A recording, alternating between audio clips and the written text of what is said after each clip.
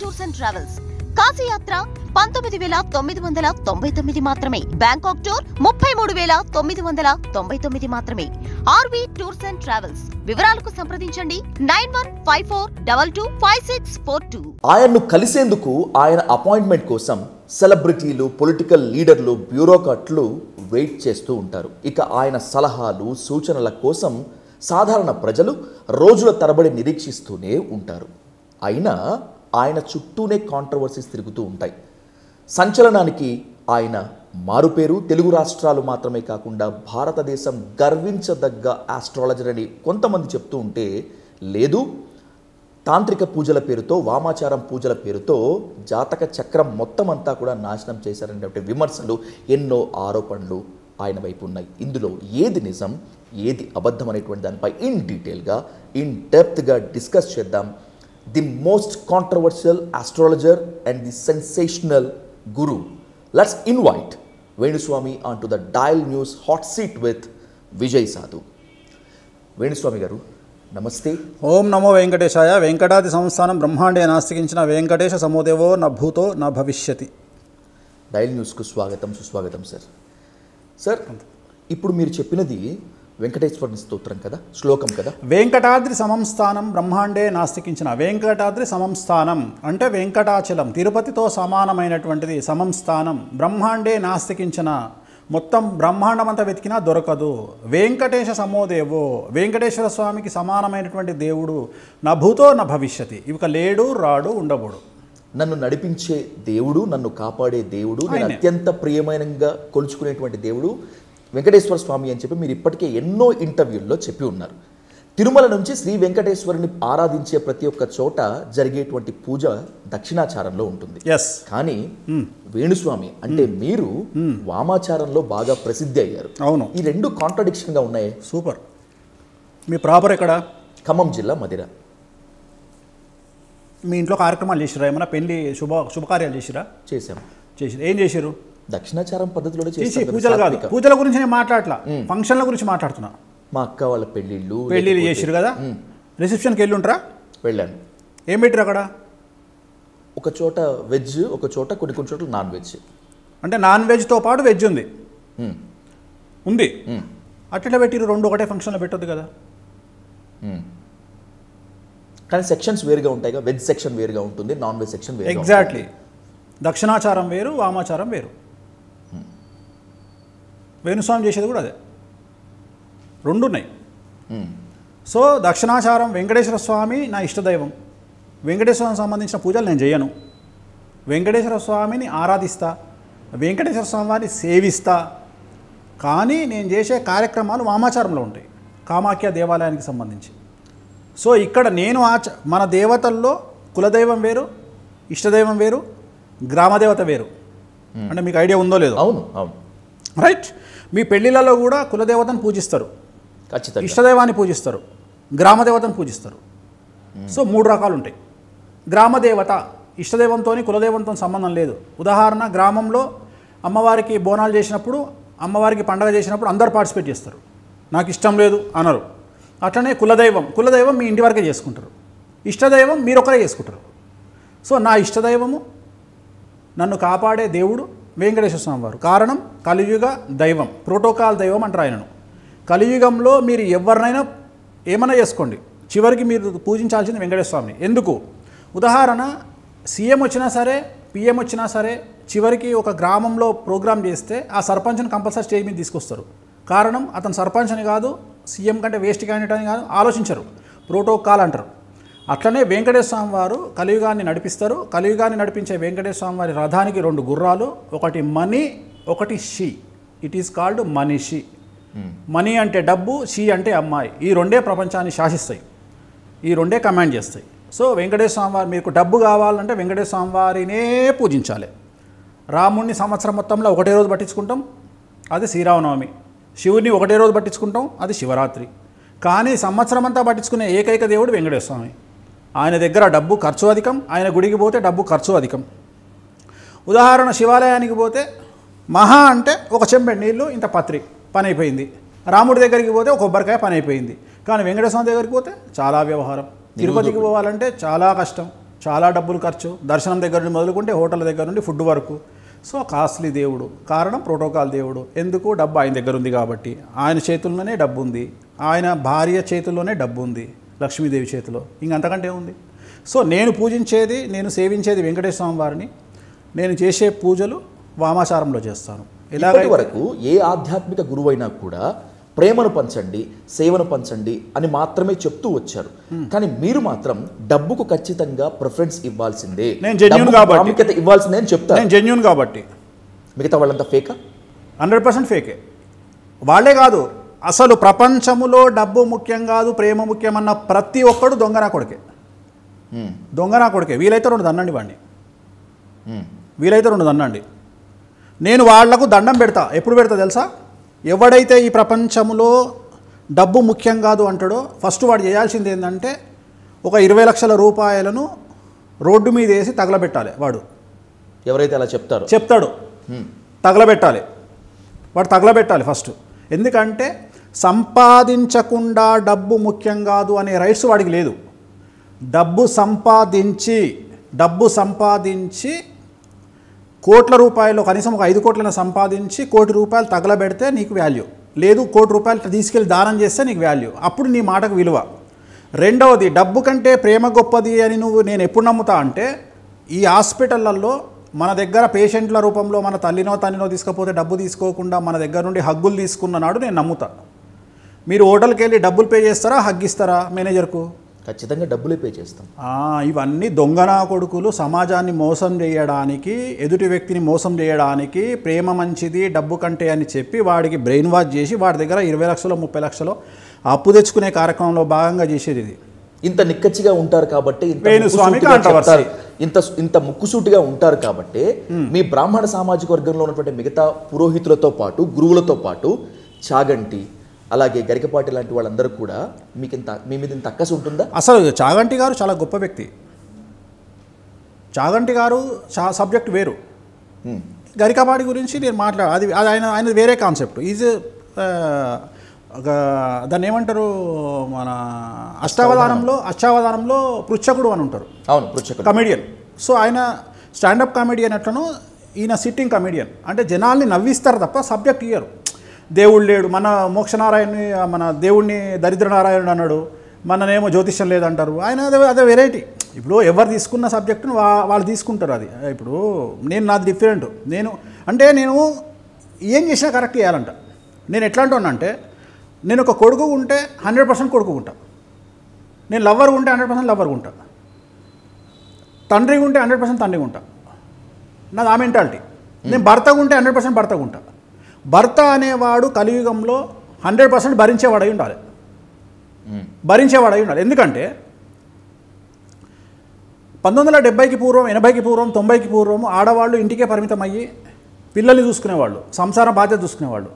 ఇవాళ వాళ్ళ స్థాయి దాటి, వాళ్ళ బ్రెయిన్కు ఉన్నటువంటి క్యాపబిలిటీ దాటి వాళ్ళు ఇవాళ సమాజంలో పైలట్లు అయినరు, రాజకీయ నాయకులు అయినరు, ఆకాశంకి వెళ్తున్నారు.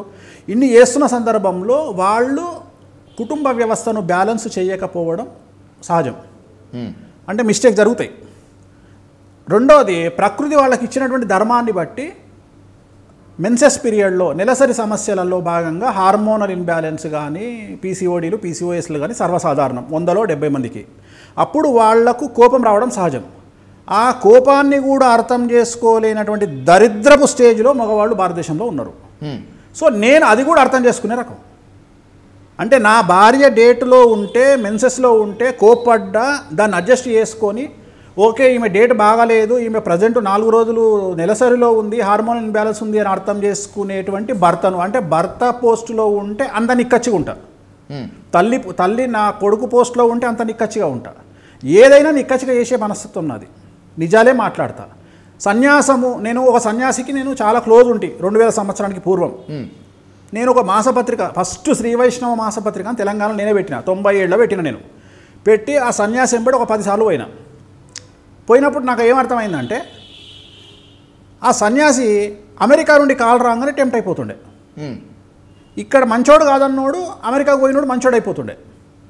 అంటే ఉదాహరణ, ఇప్పుడు మీరున్నారు, ఆ సన్యాసికి మీరు అంటే పడరు, మీ పేరు విజయ్. ఆ విజయ్ దొంగరా, ఇంకోసారి రానియకండి అంటాడు. విజయ్ అమెరికా ఫ్లైట్ ఎక్కి అమెరికాలో దిగంగానే విజయ్కి ఫోన్ చేసి ఏనా అంత మంచిదేనా అంటాడు. నేను ఎప్పుడైతే ఆ మాట చూసినో నేను ఏమన్నా అంటే ఈయనకంటే ఈడేం సన్యాసి కాదు, ఈడు సన్యాసి అని బయటకు వచ్చేసిన. అంటే నేను అనేది ఏంటంటే నువ్వు సన్యాసి తత్వం చేసినా కరెక్ట్గా ఉండాలి, నువ్వేం చేసినా కరెక్ట్గా ఉండాలి. నా మెంటాలిటీ అది. ఏది చేసి నువ్వు తప్పు చేయి, మంచిగా చేయి, తప్పులో కూడా మంచిగా చేయి, నా పద్ధతి అది. తప్పు చేసినా మంచిగా చేయి. అంటే చాలామందికి తెలియనటువంటి విషయం. ఇప్పుడు ఉదాహరణ బ్యాంకాక్ పోయారు చాలామంది. బ్యాంకాక్ పోతే అక్కడ అమ్మాయిలు, అంటే అక్కడ అమ్మాయిలు కాల్ గర్ల్స్ వాళ్ళతో సుఖించిన తర్వాత దగ్గరకు వచ్చి నమస్కారం అండి మీరు హ్యాపీనా అని అడిగి దండం పెట్టి పంపిస్తారు. ఆ టైప్ మెంటాలిటీ నాది. నిక్కచ్చిగా ఉండాలి అంట నేను. మీరు ఏం చేసినా నిక్కచ్చిగా ఉండాలి. సో అందుకనే వేణుస్వామి అంటే చాలామందికి పడాడు. నేను నిజాయితీగా మాట్లాడతా. రెండోది ఎందుకు మాట్లాడతా అంటే తప్పేం లేదు దేశకాలమాన పరిస్థితులను బట్టి. ఒకప్పుడు ఒక ఊర్లో విడాకులు అంటే అది పెద్ద సెన్సేషనల్. ఇప్పుడు 100 పెళ్లిళ్ళలో 90 పెళ్లిళ్ళు విడాకులు. ఇంకా సెన్సేషన్ ఎక్కడ పాడైంది? ఇంకోటి నా దగ్గరకు వస్తారు మా బిడ్డకు విడాకులు, బాధపడకండి మీ పక్క కొంపలు కూడా అదే జరిగింది. వీళ్ళు ఏమంటారు మా ఊర్లో మా గురించి, మీ బొంద మీ ఊర్లో కాదు మీ ఊర్లోనే 10 కొంపలల్లో విడాకులు అయినాయి. ఇంకెందుకు టెన్షను? సమస్యలు ప్రతి కొంపలో సహజము. డబ్బు ఒక స్థాయి దాటి పెరిగిన ప్రతి ఇంట్లో సహజము. ఎప్పుడైతే అమ్మాయిలు ₹1,00,000 సంపాదిస్తున్నారో విడాకులు సహజము. కారణం ఏంటి అంటే ఒక్క భర్త ప్లేస్లో 3 ATM కార్డులు వచ్చిన తర్వాత, ఫ్రీడమ్ ఆఫ్ మనీ వచ్చిన తర్వాత ఆటోమేటిక్గా అండర్స్టాండింగ్ ప్రాబ్లమ్స్ పెరుగుతాయి. రిమోట్ కోసం విడాకులు తీసుకుంటున్నారు. నేను చెప్పే రీజన్ కొంతమందికి అర్థం కాదు. సెకండ్ వల్ల విడాకులు అయితే మీరు నమ్ముతారా? ఎలా అసలు ఎలా? పూర్వకాలంలో 1970-80కి పూర్వము కరచాలనము అనేది మన సంస్కృతి కాదు. అవును, నమస్కారం అనేది మన సంస్కృతి. Exactly sir. కానీ ఇప్పుడు ఏమవుతుంది, అబ్బాయిలు అమ్మాయిలు కాలేజీలలో తిరుగుతూ సెకండ్లు ఇచ్చుకుంటూ ఒకే బండి మీద ఫ్రెండ్స్ పేరుతో తిరుగుతూ, ఫ్రెండ్స్ పేరే తప్పేం చేస్తలేరు. ఎప్పుడైతే మీరు ఇట్లా రెగ్యులర్ టచ్ అనేది ఒక అబ్బాయికి అమ్మాయికి రెగ్యులర్ టచ్ ఏర్పడ్డదో, ఒక 100 మందిని మీరు ఇట్లనే యాస్టీజ్గా టచ్ చేస్తూ పోతున్న సందర్భంలో కరచాలనం పేరు మీద భర్త అనేవాడి చేతిని చేతిలోకి తీసుకుంటే మీకు ఏ ఫీలింగ్ ఉండదు. అందుకనే దాన్ని పాణిగ్రహణం అన్నారు.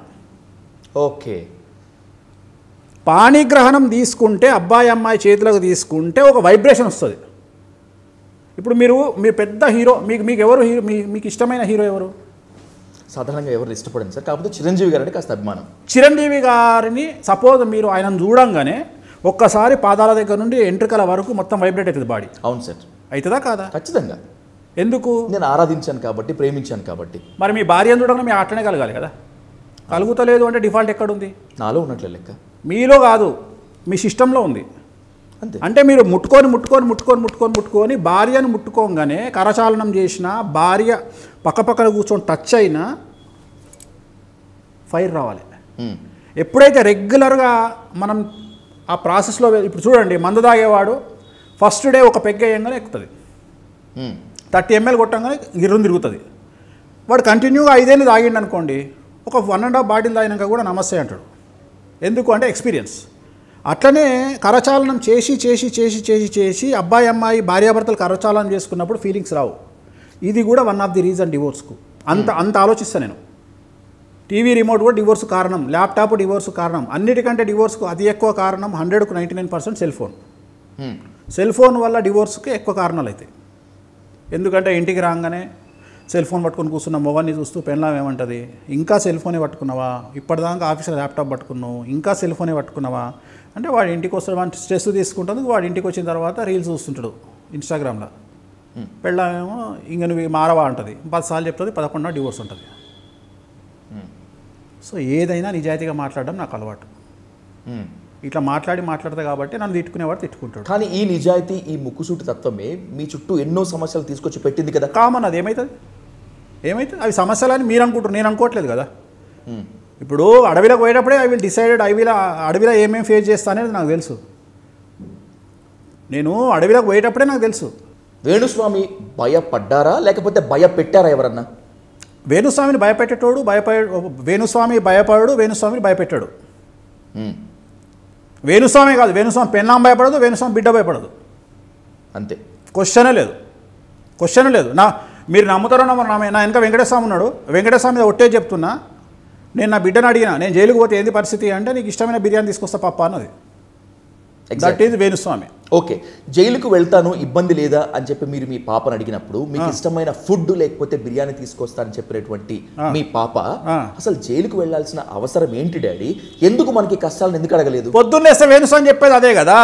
ఇవాళ దేశాన్ని పాలించే హోమ్ మినిస్టర్ జైలుకు పోయి వచ్చిండు కదా, ఇంతకు ముందున్న హోమ్ మినిస్టర్ జైలుకు పోయి వచ్చిండు కదా, 2 తెలుగు రాష్ట్రాల ముఖ్యమంత్రులు జైలుకు పోయి వచ్చారు కదా. వాళ్ళు తప్పు చేసినట్ట అంటే వాళ్ళకు సీఎం అయ్యే అర్హత లేనట్టే కదా. జైలుకు వెళ్ళిన ప్రతి ఒక్కడు తప్పు చేసినట్టు కాదు, నేను కూడా కలియుగంలో కాదు, వేణుస్వామి కూడా కాదు, వేణుస్వామి కూడా కాదు. జైలుకు పోవాలని జాతకంలో రాసుంటే పోతాడు, పోయినాక ఎంపీ ఎమ్మెల్యే అవుతాడు, దాని తప్పేముంది? రే వేణుస్వామికి ఆ రాజయోగం ఉంటే పోతాడు జైలుకు, తప్పేముంది? ఊరుకోడు కదా వేణుస్వామి, జైలుకు పోయినాక ఊరుకుంటాడా? ఇప్పుడు ఎదుటి వ్యక్తిని నేను శత్రువుగా భావించినంత వరకే వాడు సర్వైవ్ అవుతాడు. నేను శత్రువుగా భావిస్తే ఏమవుతుంది? ఏదో అవుతుంది. ఏం చేస్తారు? ఏదో చేస్తా. ఇది భయపెట్టడం కాదా? నాకున్న ఇన్ఫ్లుయెన్స్ అవతలాడు భయపెడతలేడా? ఇందాక నేను అవతలాడు భయపెడతలేడా? కలకత్తాలో రేపైతే వదిలిపెట్టి వేణుస్వామి ఫ్యామిలీ గురించి చేయడం తప్పు కాదా? అదే కదా అర్థం కానటువంటి విషయము. దేశ రాజకీయాల్లో దేశంలో ఎన్నో సామాజిక సమస్యలు ఉన్నాయి, ఎన్నో నేను ఒక మాట మాట్లాడతా పెట్టినటువంటి ప్రైమ్ టైం డిబేట్స్. ఇప్పుడు నేను విజయ్ గారికి వేణుస్వామికి గొడవైందండి. విజయ్ గారికి వేణుస్వామికి గొడవైంది. వేణుస్వామి తప్పు చేయకపోవచ్చు, మేబీ వేణుస్వామి బిఎఫ్లు ఉండకపోవచ్చు, వేణుస్వామి ఏ అమ్మాయితో పడుకున్న వీడియోలు దొరకకపోవచ్చు, కానీ విజయ్ అయితే వేణుస్వామికి దొరుకుతాయి కదా. వేణుస్వామి ఒకవేళ విజయ్కి అలవాటు ఉంటే ఎక్కడో దగ్గర దొరుకుతాయి కదా. ₹1 కోటి నాకు కావాలనుకుంటే మీ హిస్టరీ మొత్తం బయట పెట్టొచ్చు కదా. ₹1 చాలా ఎక్కువ కదా. నేను చెప్తున్నా, నాకు తీట ఎక్కువ అనుకుందాం, నేను 10 లక్షల ₹1 ఖర్చు పెడతా, దొరికినాయి అనుకుందాం, ఏం చేస్తావు? తప్పు చేయనుడు ఎవడు ఉండడు కదా. పర్సనల్ వ్యక్తిగతమైన లైఫ్ వేరు, వేరే లైఫ్ వేరు. ఇది నేను అనే పాయింట్ ఏంటంటే, ఏమీ లేదు కాబట్టే నగ్న పూజలు యోని పూజలకు వచ్చింది కథ. వేణుస్వామి తప్పు చేసి ఉంటే ఆ వీడియోలో పడేటి డైరెక్ట్గా. ఎస్, వేణుస్వామి అని చెప్తే ఎవరైనా కూడా చెప్పేటువంటి పేరు నగ్న పూజలు, యోని పూజలు. పెట్టండి వీడియోలు ఉంటే వెళ్ళిపోతా.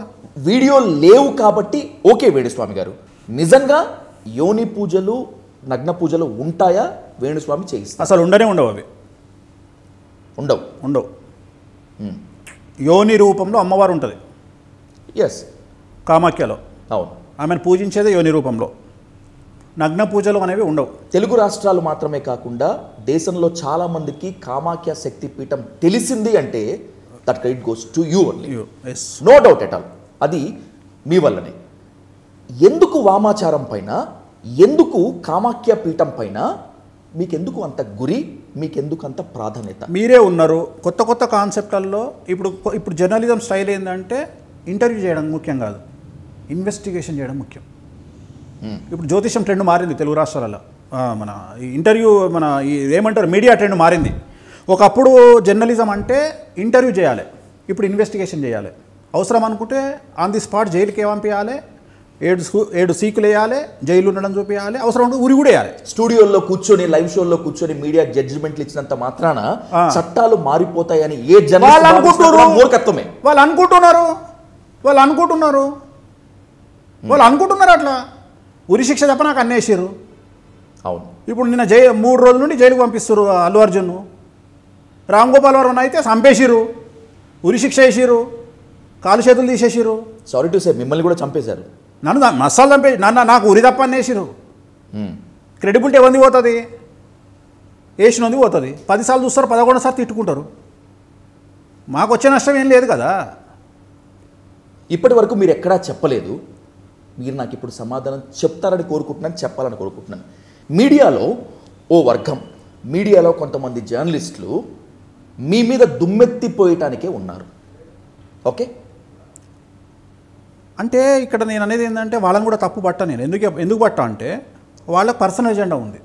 ఇప్పుడు పేపర్స్ వచ్చి కరపత్రాలు అయినాయి, ఛానల్స్ వచ్చి మౌత్ పీస్లు అయినాయి. ఓకే, సో ఒక్కొక్క పార్టీకి ఒక్కొక్క ఛానల్ ఉంది. సో ఇప్పుడు ఏమవుతుంది అంటే వేణుస్వామి టార్గెట్ కావడానికి ప్రధానమైనటువంటి కారణము ఓన్లీ జగన్ గెలుస్తాడని చెప్పడం, వేరే ఏం లేదు, ఇంకా వేరే రీజన్ ఏం లేదు ఇక. సో జగన్ గెలుస్తాడు అని జాతకం చెప్పినా ఫెయిల్ అయినా, సో అందరిలాగా భయపడేటట్టు అది కాదు. గెలిచినా ఓడిపోయినా మన ఫైటింగ్ మనదే, అదే చెప్తాం మనం. నేను అదే చెప్పిన, జగన్ గెలుస్తాడు అని చెప్పినా ఓడిపోయిండు జగను, ఓకే, నేను దాని మీదనే కట్టుబడి ఉన్నా. కానీ అవతల వ్యక్తి ఎందుకు టార్గెట్ చేస్తుండ అనేది నాకు తెలియదు కదా. ఇప్పుడు నన్ను శత్రువుగా భావించేవాడు ఎందుకు భావిస్తాడు? అల్లు అర్జున్ శత్రువుగా ఎందుకు భావిస్తున్నారు? ఒక్క శిల్పారావిని దగ్గర తీసినందుక, ఒక్క శిల్పారావితోని ఒక్కరోజు కలిసి ఫోటో దిగినందుక అల్లు అర్జున్ ఎవరికి ద్రోహం చేసిండు సమాజంలో? మీరు ఆన్సర్ చెప్పండి. ఏమైనా చేసిండా? లేదు. నాకు తెలిసైతే అల్లు అర్జున్ ఏం చేయలే. పోనీ ఇప్పటి వరకు ఒక వ్యక్తిని గురించి పరుషంగా తిట్టలే, ఎవరిని తిట్టలే. ఆయన చేసింది ఒకే ఒక తప్పు, తాను నమ్మిన తన స్నేహితుడు శిల్పారావి దగ్గరికి పోయి సంఘీభావం ప్రకటించి వచ్చినందుకు ఇవాళ ఆయనను బండబెట్టి తొక్కాలి అనే కాన్సెప్ట్లో ఒక 20-30 కోట్లు ఖర్చు పెట్టి మరీ నెగిటివ్ పబ్లిసిటీ చేశారు పుష్పకి వ్యతిరేకంగా. అంతే. వేణుస్వామి కూడా అంతే. వేణుస్వామి అల్లు అర్జున్ కంటే తోపా కాదా? నథింగ్. అల్లు అర్జున్ ఎక్కడ, నేను ఎక్కడ? Allu Arjun international star, pan India star. ఆయనతో కంపేర్ చేసుకుంటే మీకు విషయం తెలుసా? చివరికి నా బతికి ఎక్కడికి వచ్చింది అంటే అల్లు అర్జున్ జాతకం బాగుంది అని నేను చెప్పిన వీడియోను వేణుస్వామి అల్లు అర్జున్ జాతకం బాగుంది అన్నాడు కాబట్టి ఇక అల్లు అర్జున్ చాప్టర్ క్లోజ్ అని నా మీద అర్ధగంట టెలికాస్ట్ అయింది ప్రోగ్రామ్. అది నా కర్మ. అది మీ కర్మ ఎందుకు అవుతుంది? అవతల వాళ్ళు నా కర్మ ఇన్ ద సెన్స్ అది జరిగింది. అది ఏమవుతుంది? ఇంత అగ్రెసివ్గా పోయే టోన్కి ఏమవుతుంది? జైల్లో పెడతారా, పెట్టురు, ఏం చేసి చంపుతారా? మీరు ఇవే చూసిరు, ఆఫ్టర్ ఆల్ ఈ డిబేట్ చూసిరు, చంపుతామని ఫోన్లు చేసిన సందర్భాలు కూడా ఉన్నాయి. ఏమవుతుంది చంపితే? రేపటికి 2 ఏమైతే అంతకంటే ఏం కాదు కదా. ఒకటే రిగ్రెట్ ఉండొద్దు, ఏంటంటే ఎంజాయ్ చేయలేదా? ఫుల్ ఎంజాయ్ చేసినాం. 48 ఏళ్ళల్లో 100 సంవత్సరాల లైఫ్ చూసినాం. 10 లేదా 20 మంది మీ మీద వ్యతిరేకత చూపిస్తున్నారు, మిమ్మల్ని తీవ్రంగా ఏమవుతుంది విమర్శిస్తున్నారు అని అనుకుంటే ఓకే, అభిప్రాయ భేదాలు లేకపోతే కాస్త జలసి అనుకోవచ్చు. నన్ను బాగా విస్మయానికి గురి చేసిన అంశం ఏంటంటే వేణుస్వామి గారు, మీ సామాజిక వర్గానికి చెందినటువంటి బ్రాహ్మణ ఉత్తములు, బ్రాహ్మణ పండితులు, గురువులే ఎవరు మీ మీద విషపూరితంగా ఎవరున్నారు? 2-3 ఆఫ్ ద రికార్డ్ చాలా మంది చేస్తున్నారు వేణుస్వామి గారు. మీద లేదు. ఎందుకు చేస్తారంటే రీజన్ ఉంది. యాచక శత్రు అని ఉంటుంది. బిచ్చపోనికి బిచ్చపోడు శత్రువు అట. సో నా సామాజిక వర్గంలో జ్యోతిష్కులు నాకు ఎగనెస్ట్. ఇప్పుడు ఈ ప్రాపగండాలో కూడా, ఇప్పుడు దీంట్లో కూడా ఒక జ్యోతిష్కుడు ఉన్నాడు. ఇప్పుడు ఇంత స్కెచ్లో కూడా ఒక జ్యోతిష్కుడు ఉన్నాడు. చేసింది ఆ జ్యోతిష్కుడే. నాకు ఫైనల్గా మొత్తం తెలిసింది ఇంటరాగేషన్ లేదంటే వెనకాల ఆయనే ఉండడం తెలిసింది. ఓకే. సో ఇది పెద్ద విషయం కాదు. అంటే నేను దీన్ని పెద్ద సీరియస్గా తీసుకోవట్లేదు. నేను అనే పాయింట్ ఏంటంటే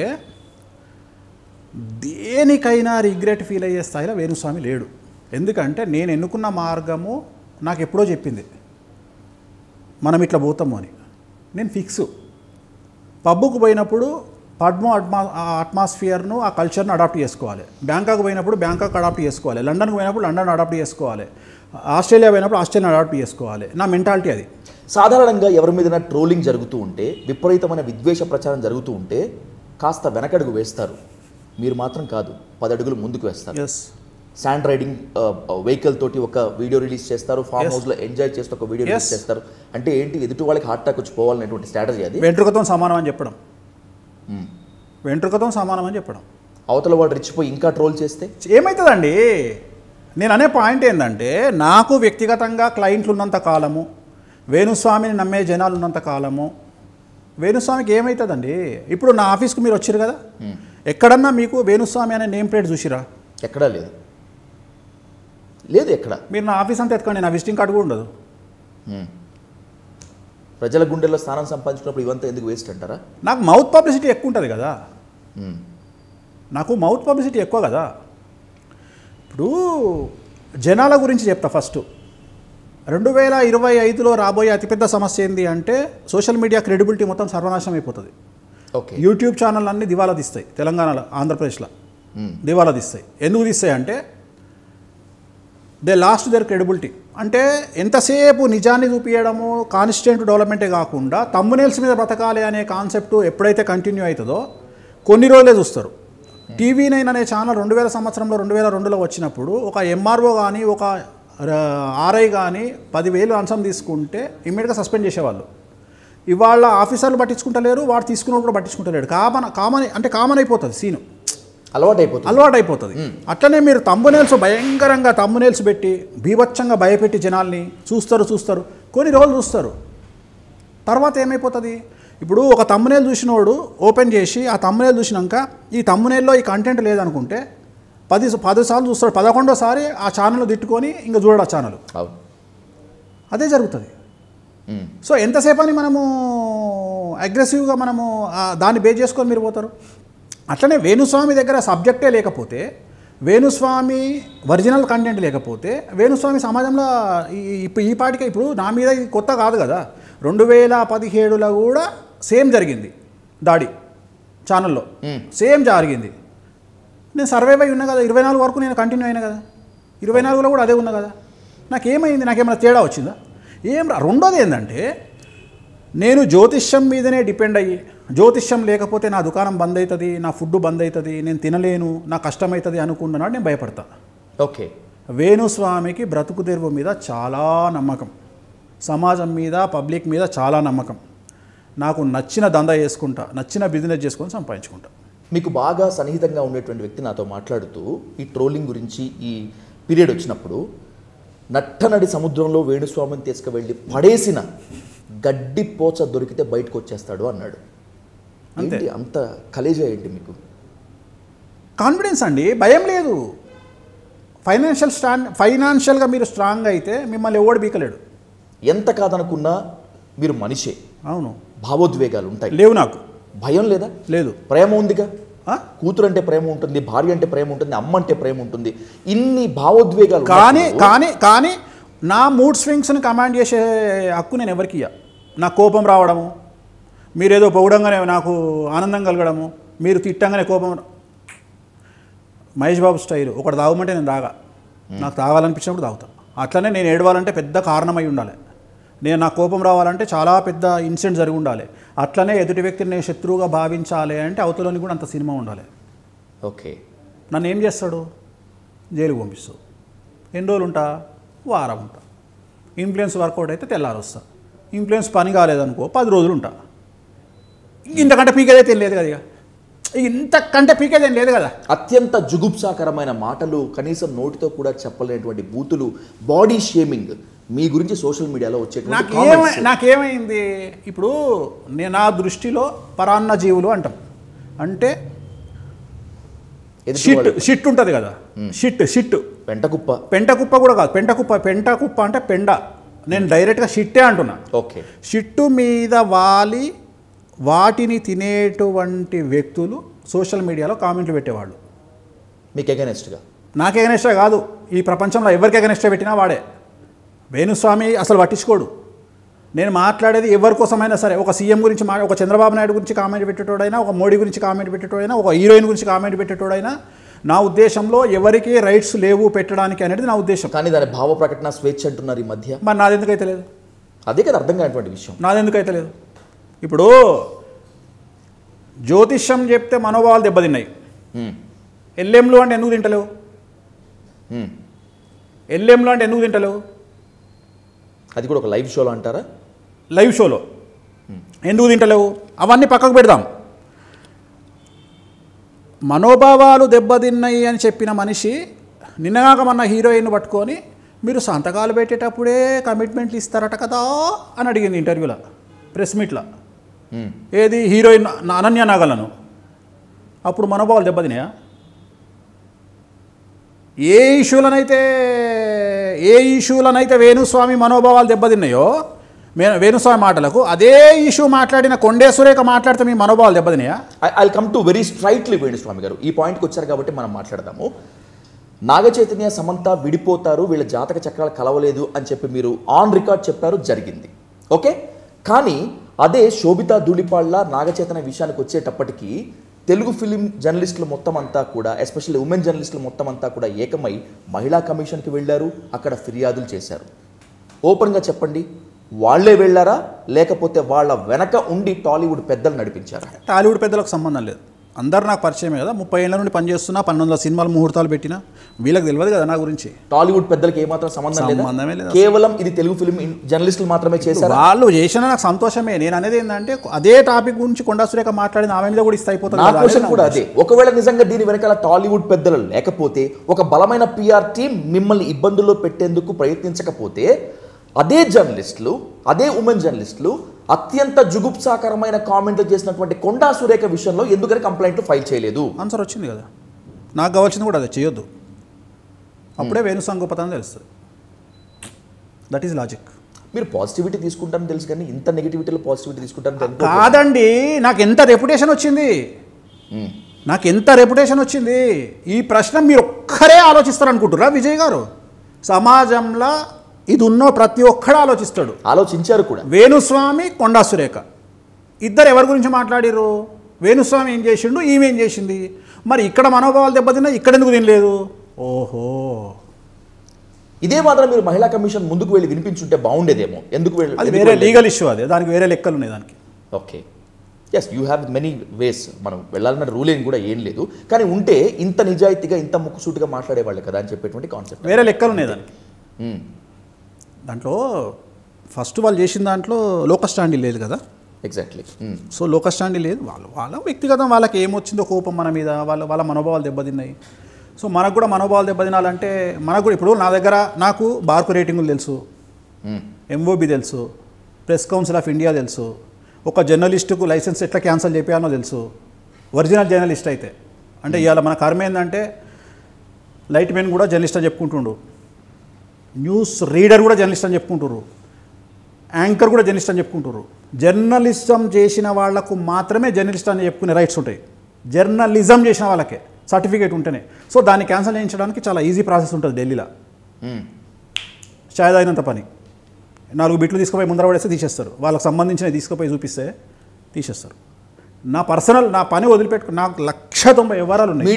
నేను ఆస్ట్రేలియా పోవాలి, అమెరికా పోవాలి, యూకే పోవాలి, నా పెళ్ళాన్ని మంచిగా చూసుకోవాలి, నా బిడ్డను మంచిగా చూసుకోవాలి, నాకున్న వ్యాపారాలు రియల్ ఎస్టేట్ చూసుకోవాలి, అర్థమైందా? సో ఇన్ని చూసుకోవాలి. నాకు ఎడబెట్టుకుంది ఈ పెంట అంతా. నేను నా పని నేను చేసుకుంటున్నా. నాకు ఎందుకు ఈ లొల్లంతా? మనం బతికినామా దుగునా జియో. ఒక జీవితంలో 2 జీవితాలు ఎంజాయ్ అయ్యి డెత్ బెడ్ మీద వండుకున్నావా? అరే వేణుస్వామి ఏమైనా కోరికలు ఉన్నాయి? ఏం లేవురా బాయ్, చచ్చిపో. నేను ఒకటే అడుగుతాను, నా పెళ్ళానైనా నా బిడ్డనైనా బెడ్ మీద వండుకున్నప్పుడు ఎవరన్నా వచ్చి అమ్మాయి ఏమైనా కోరికలు ఉన్నాయా? లేవమ్మా, చచ్చిపోతా, ఇక చాలు నాకు, ఐఎమ్ కుష్. నేనున్నా నా చుట్టూ ఉండే వాళ్ళని అట్లనే చూసుకుంటాను నేను. అంతేగాని కొట్లాడు అంటే రాళ్ళేయడం సోషల్ మీడియా తత్వం, నన్ను టార్గెట్ చేయడం తత్వం. అన్నిటికీ నేను ఆన్సర్లు చెప్పుకుంటూ కూర్చోలేను కదా. నేను అన్నిటికీ ఆన్సర్లు చేయలేను కదా. నన్ను వాళ్ళ వ్యక్తిగతం వాళ్ళు ఎందుకు చేసిరు నాకు అనవసరం. మన ఒక మిత్రుడు అడిగాడు నన్ను, స్వామి మీరు రామ్ గోపాల్ వర్మ ఇద్దరు ఒకటే అనుకున్నాము, కానీ రామ్ గోపాల్ వర్మ ఒక విషయంలో ఫెయిల్ అయ్యిండు అన్నాడు. ఏ విషయంలో అంటే రామ్ గోపాల్ వర్మ జర్నలిస్టుల మీద ఫ్రస్ట్రేట్ అయ్యిండు, మీరు కాలేదు అన్నాడు. అదే ఆయనకు నాకు తేడా అని చెప్పిన. ఇంచుమించు ఆయనది నాది ఒకటే కేసు. ఎగ్జాక్ట్లీ. లోకస్ స్టాండీ లేదు ఆయనకు, లేదు నా కేసులో కూడా లోకస్ స్టాండీ లేదు. నేను అన్న ఆయనకు నాకు ఒకటే తేడా, నేను జర్నలిస్టులను అర్థం చేసుకున్నా, ఆయన అర్థం చేసుకోలేదు. ఎందుకంటే వాళ్ళు వ్యక్తిగతంగా వాళ్ళకి ఏదో ఉంది, పోయిండు, చేసుకురాదు, నాకు అనవసరం. రెండవది, నాకు ఎవరి మీద దేశం లేదు. ఎందుకంటే కలియుగంలో మనకేం కావాలి? విజయ్ అనే వ్యక్తి మీరు ఉన్నారు. మీరు పొద్దున్న లేస్తే టైంకు టిఫిన్ తినక, అన్నం తినక మీ సావంతా, మీ కష్టమంతా దేనికోసము? ఏదో ఒక కంటెంట్ క్రియేట్ చేయాలి, ఏదో సంథింగ్ మీరు ప్రూవ్ చేసుకోవాలి. అల్టిమేట్గా మీకు కావాల్సింది పబ్లిసిటీ పెరిగిన తర్వాత మీ జీతం పెరుగుతుంది. అల్టిమేట్గా పబ్లిసిటీ తర్వాత జీతం పెరుగుతుంది. అంబానీ అనేటోడు 6,000 కోట్ల రూపాయలు పెట్టుకొని పెళ్లి చేసుకొని అంతా హంగామా చేసి ఎందుకు? పబ్లిసిటీ కోసం. పుక్కడుకు పబ్లిసిటీ వచ్చినాక వేణుస్వామి ఎందుకు తిట్టుకుంటాడు? చాలా ఇది పుక్కట్లో వచ్చినటువంటి పబ్లిసిటీ ఫ్రీగా వచ్చింది కదా. మినిమం నాకు ఎంతగా, ఇప్పుడు జగన్ ఓడిపోయినప్పుడు నాకు 100 కోట్ల పబ్లిసిటీ వచ్చింది. ఈ ఇష్యూ వల్ల ఒక 200 కోట్ల పబ్లిసిటీ వచ్చింది. అంతకుముందు నేను ఎయిర్పోర్ట్కి పోతే నాతో 8 నుండి 10 మంది ఫోటో దిగేటోళ్ళు, ఇవాళ 70 మంది దిగుతున్నారు. ఇంత కష్టపడి నా స్ట్రైక్ రేట్ పెంచినందుకు నేను ఎందుకు తిట్టుకుంటా? నాకు మా ఆవిడకు గొడవ, మనకి ఇట్లా పబ్లిసిటీ చేసిన వాళ్ళకు మనకు ఏదైనా గిఫ్ట్ ఇవ్వాలి, ఎప్పుడు ఇవ్వబోతున్నారు? మాట్లాడుకుంటాము, వాళ్ళు తీసుకుంటారా? జనరల్గా 2017లోనే ఇద్దాం అనుకున్నాం, మిస్ అయింది. సో జనరల్గా ఏంటంటే any publicity is good publicity అని నా ఇష్యూలో ప్రభాస్ గారు చెప్పారు. హీరో ప్రభాస్ గారి ఇన్సిడెంట్ జరిగినప్పుడు any publicity is good publicity. So publicity అనేది ఎప్పుడు మంచిదే సమాజానికి, అంటే పర్సన్కు. సో నాకు తెలుసు దాని వాల్యూ, నేను ఫేస్ చేసిన కాబట్టి నాకు తెలుసు. మనం అనుకుంటాం ఒక హీరోయిన్ బట్టలు సరిగా వేసుకోలేదని కామెంట్లు పెట్టి బండబూతులు తిట్టే సోషల్ మీడియా పీపులే ఆ హీరోయిన్ బయట కనిపించగానే సెల్ఫీ కోసం కింద మీద పడి సస్తారు. సో అట్లనే వేణుస్వామి జ్యోతిష్యులకు మాత్రమే తెలుసు, జ్యోతిష్యాన్ని నమ్మే వాళ్ళకు మాత్రమే తెలుసు. కానీ ఈ కంటెంట్ ద్వారా, ఈ గొడవల ద్వారా జగన్మోహన్ రెడ్డి ఓడిపోయినప్పటి నుండి ఇప్పటి వరకు నా గ్రాఫ్, పబ్లిసిటీ గ్రాఫ్ నేను 100 ఎక్స్పెక్ట్ చేస్తే క్రోర్కి వెళ్ళిపోయింది. అవునా? చివరికి నా పూజలు నేను ఆపుకోవాల్సిన పరిస్థితికి వచ్చిన. అంటే నేను ఎప్పుడు పబ్లిసిటీ కోసం రాజశ్యామలో బగలముఖి చేస్తాను నా వశీకరణానికి. చివరికి నేను అక్కడ పెద్ద పూజారిని పోయి అడిగిన, ఏ క్యావోరా మేరకు నై మాలూమ్ ऐसा इतना जा रहा मेरा पब्लिसिटी क्या ऊपर जा रहा पहले रोको तुम्हारा పూజ అన్నాడు. నా పూజలు ఆపేసుకున్నా. నాకు 1% కూడా కోపం లేదు ఎవరి మీద. కారణం ఏంటి అంటే వాళ్ళు నాకు చాలా మంచి చేశారు. అంటే ఒకానొక సందర్భంలో మా ఇంట్లో నా వైఫో ఇంకెవరో అరే ఇది మనకు నెగిటివ్ జరుగుతుందంటే కూడా నేను చెప్పాను, లేదు నా జాతకం ఇలాంటిదే, నెగిటివ్ నుండి పాజిటివ్ టర్న్ అయ్యే జాతకం నాది. ఎందుకంటే ఇంతమంది జాతకాలను చూసిన వేణుస్వామి జాతకం తెలియదా? తెలుసు. సో చూసుకున్నారా వేణుస్వామి గారు? మీ జాతకం మీరు చూసుకున్నారా? మిగతా వాళ్ళకి నిజాయితీగా చెప్పినట్లుగానే మీలో ఉన్న తప్పులని లేకపోతే మీకు రాబోయేటువంటి ఆ కష్టాలని స్వీకరించారా? ఏంటి చెప్పండి, వేణుస్వామి జాతకం ఏంటి ఇప్పుడు? ఇంతే ఇదే నెగిటివ్ పబ్లిసిటీ. నాకు 6 నెలలు నాకు 2023 డిసెంబర్ నుండి 2024 డిసెంబర్ వరకు బ్యాట్ టైం ఉండే వేణుస్వామికి. వేణుస్వామి జాతకంలో జ్యోతిష్యంలో హడల్స్ వచ్చేది ఉండే, విపరీతమైన ట్రోలింగ్ ఉండే, తల్లి చనిపోయేది ఉండే. 3 జరిగినాయి. అవును, 3 జరిగినాయి. నేను 2016 నుండి కాపాడుకుంటూ వస్తున్నాను మా అమ్మను. ఇంకా ఈ పీరియడ్ శుక్రుల కేతు వచ్చినప్పుడు కంపల్సరీ పోతుంది అనుకున్న పోయింది. అట్లనే పబ్లిసిటీ కూడా నాకు ఎక్స్ట్రీమ్ పబ్లిసిటీ వచ్చింది. అంటే సమాజంలో మనల్ని తీసుకునే వాళ్ళు ఈ వీటిని తీసుకునే వాళ్ళు ఎట్లా తీసుకుంటారో నాకు తెలియదు, కానీ నేను కోరుకునేది పబ్లిసిటీ. ఓకే. ఎందుకంటే దీనివల్ల నాకేం పోస్టులు పోతలేవు. ఇప్పుడు ఉదాహరణ, ఒక గుళ్ళో పూజ చేసే అర్చకుడు గుళ్ళో మందు తాగుతూ దొరికిండు అనుకోండి, సస్పెండ్ చేస్తారు. అదే పొలిటీషియన్ దొరికిండు అనుకోండి ఏమన్నారు? అంతే కదా? అంతే. సో ఒక్కొక్క తప్పు ఒక్కొక్క దగ్గర సిచ్యువేషన్గా మారుతుంది, తప్పుగా మారుతుంది.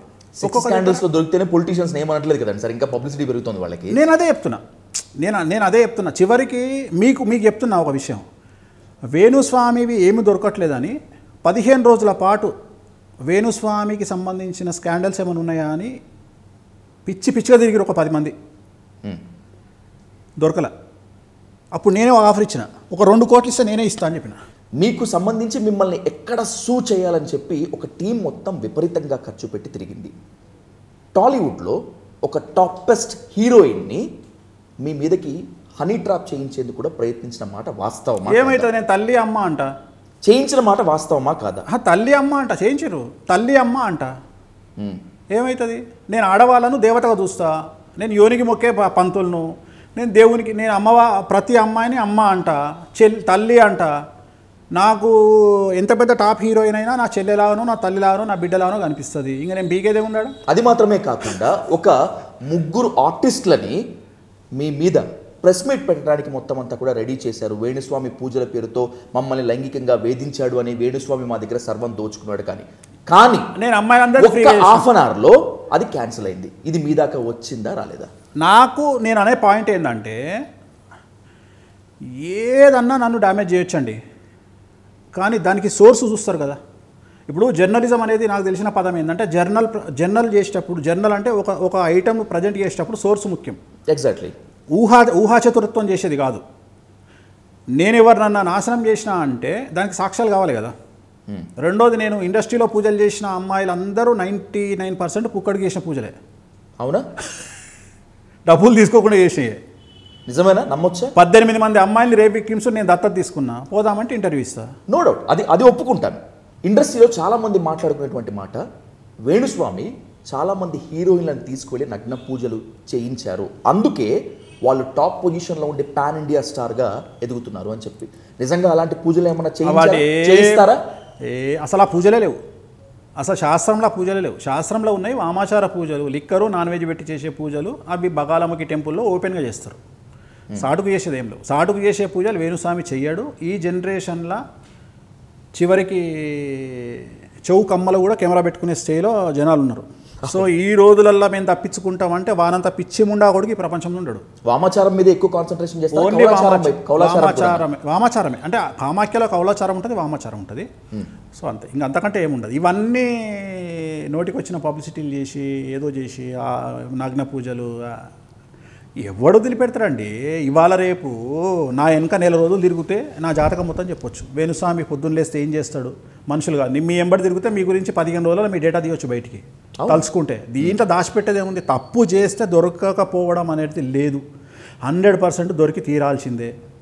రైట్, టార్గెట్ చేయాలనుకుంటేనా ఇవాళ రేపు ఏముందండి, ఈ గవర్నమెంట్ ఉంటే వాళ్ళని టార్గెట్ చేస్తారు, ఆ గవర్నమెంట్ వస్తే వీళ్ళని టార్గెట్ చేస్తారు. అది పెద్ద విషయం కాదు. కాకపోతే ఈ కంపులో మనం ఎందుకు పడాలి అని ఇప్పుడు నేను సెలబ్రిటీ జాతకాలు, మన పొలిటీషియన్ జాతకాలు చెప్పడం ఆపేసుకున్నాను. ఎందుకంటే వద్దు, పాన్ ఇండియా లెవెల్లో పోదాము, వేరే రాష్ట్రాలకు సంబంధించిన జాతకాలు చెప్పుకుందాం, ఇక్కడ ఎందుకు మనకు అని. ఎందుకంటే వీళ్ళ మనోభావాలు సోషల్ మీడియాలో చెప్పడం లేదు, అంతే అంతే. సోషల్ మీడియాలో చెప్పను, మిగతా వాళ్ళకి పర్సనల్గా చెప్తా కదా, వాళ్ళ పర్సనల్గా చెప్తా. సోషల్ మీడియాలో చెప్పను, సోషల్ మీడియాలో పాన్ ఇండియా లెవెల్లో చెప్పుకుంటా, స్టేట్లో చెప్పను. అసలు జాతక చక్రం చూస్తే, జాతకం చూస్తే ఏం తెలుస్తాయి వేణుస్వామి గారు? అసలు పుట్టుక నుండి చావు వరకు అన్నీ తెలుస్తాయి. వచ్చే వ్యాధులు ఇవి కూడా తెలుస్తాయి. పుట్టుక నుండి చావు అంటే దాని అర్థం ఏ రోజు చచ్చిపోతాడు కూడా చెప్పవచ్చు. అంత పకడ్బందీగా ఉంటుంది, అంత పకడ్బందీగా, టైం కరెక్ట్గా చెప్తే. లెట్స్ కన్క్లూడ్ వేణుస్వామి గారు.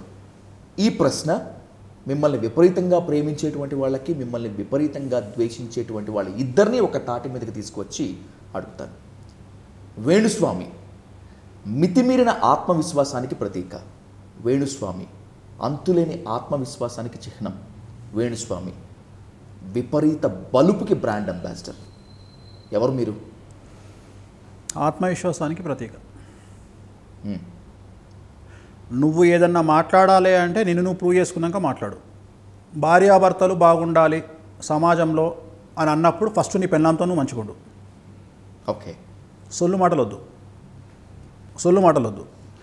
నువ్వు నీ పెళ్ళాం బాగున్నారా లేదా అనేది నీ బిడ్డ చెప్తుంది.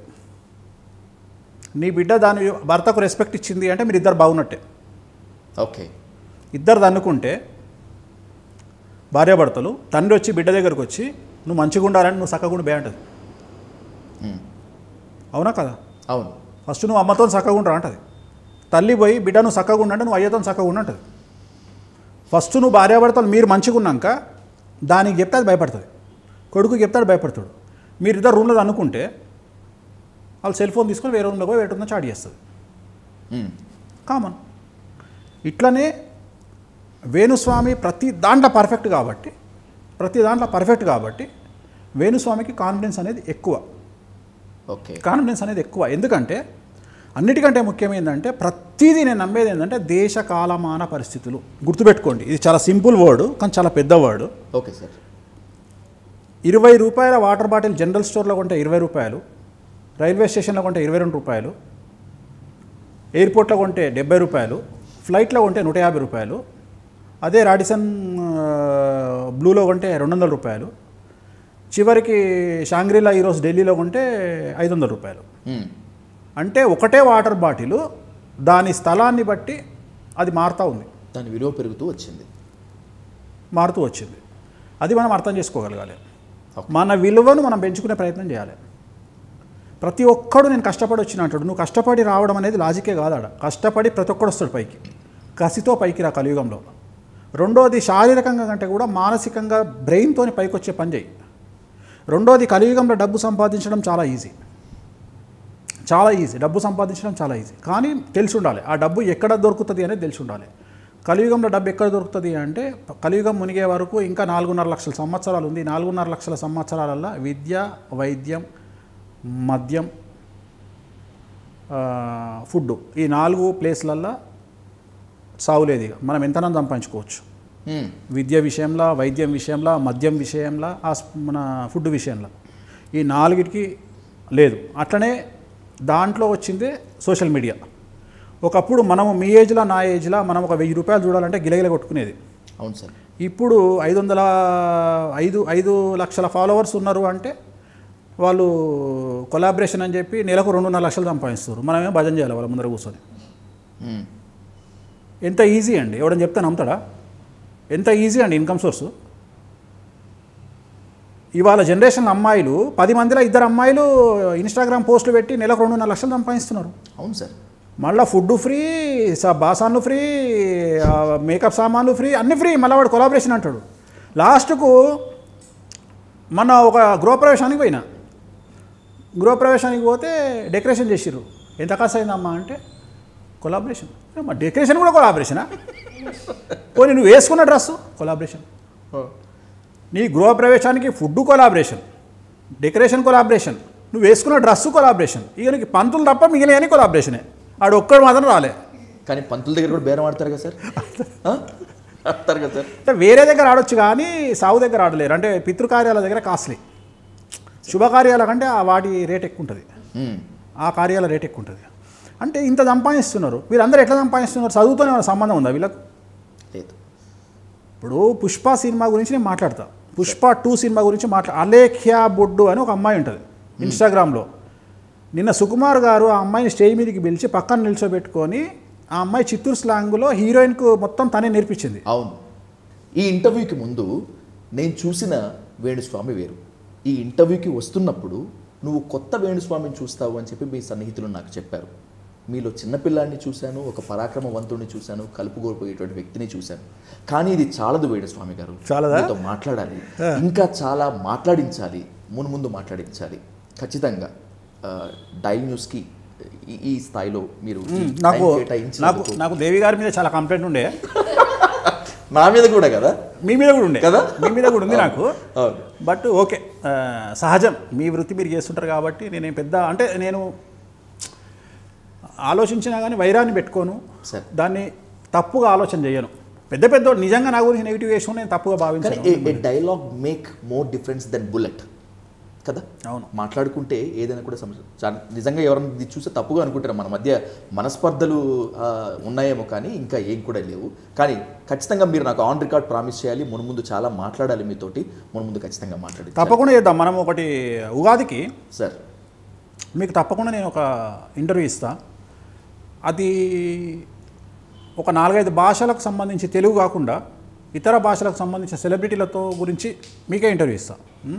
మీ దగ్గర కూడా కంటెంట్ అంటే వాస్తవంగా మీరు సినిమాలకు డబ్బింగ్ చెప్పాల్సింది మీ వాయిస్ అర్థమైంది నాకు. మీరు ఓపెన్ చేయగానే ఒకసారి ఇట్లా షేక్ అయ్యి ఇట్లా శివరైన నేను ఏంది మనిషి ఇంత ప్రశాంతంగా కూర్చున్నాడు రప్పమని అనిపించింది నాకు. నిజంగానే బెదిరిస్తున్నారా అన్నట్టు అనిపించింది. తర్వాత అర్థమైంది మీరు ఇంటర్వ్యూ చేస్తున్నారని. సార్ మీ ఇంటర్వ్యూ చేసిరు కానీ కొద్దిగా ఇంటరాగేట్ కూడా చేసిరు. కానీ ఎక్కడా కూడా మనము కంటెంట్ కరెక్ట్గానే ఇచ్చాం సార్, ఇక ముందు కూడా అలాగే ఇద్దాం సార్ తప్పకుండా. Thank you so much Venu Swamy గారు. ఓం నమో వెంకటేశాయ.